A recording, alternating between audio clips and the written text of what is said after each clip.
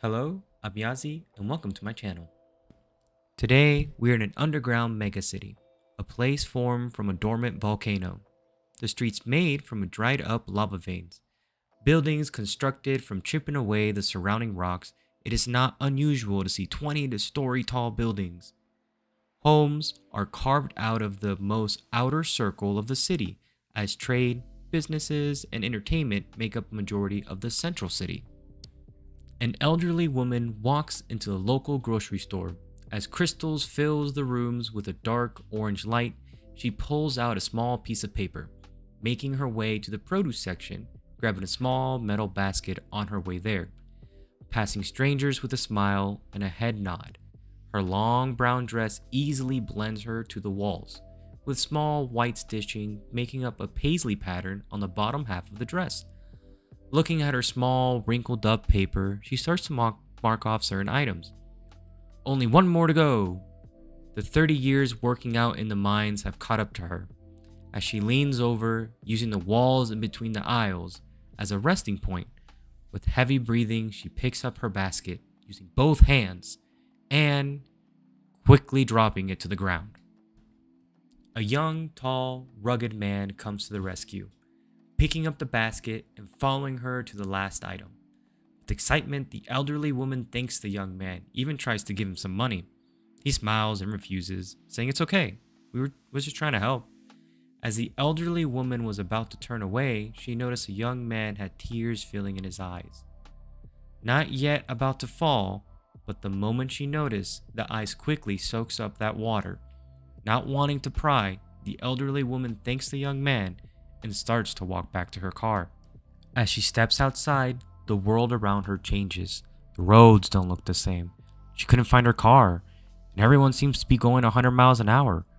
Walking around the whole parking lot, nothing. Her car must have been stolen. Weirdly enough, the young man was there ready to help again. The elderly lady walks back to him, knowing the young man has just helped, tells him about the stolen car. Without hesitation, the young man offered to drive her home, saying, "We can call the police once we get there." Nervous, she accepts the offer, for walking down the grocery store was a full-blown workout. She cannot imagine what would it be like walking home.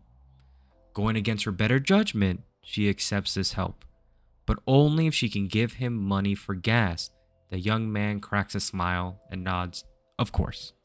During the ride, the elderly woman decides to have small talk to just pass the time. From simple questions such as what's your name and what's life like in the mines nowadays, saying how she just retired a couple years ago. The young man takes a deep breath in. "I'm Ethan. And you remember me from the mines?" The elderly lady is in shock. "Oh no, I'm sorry, I don't remember. It's just you have that smell of heavy machinery. Working with so many people, it was hard to keep track. However, Ethan? That was my husband's name." As the elderly lady spends the next 5 minutes talking about how an amazing man he was. Also, how she passed the name down to her child, saying they should get to know each other since they were around the same age. Looking out the window, the sight of her carved home appears in the outer city walls. They pull up to the driveway, getting as close as possible so the elderly woman did not have to walk far. The young man helps with the groceries and putting them away in the kitchen.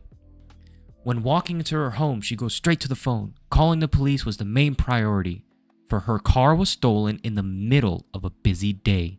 It must be out there and nearby. Walking by the pictures on the wall, she notices the young man in multiple pictures.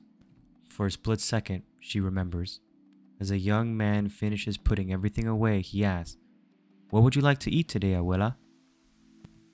Thank you for watching, and I just want to say this is the first time in my life where I'm truly enjoying writing, and I've never expected that to happen.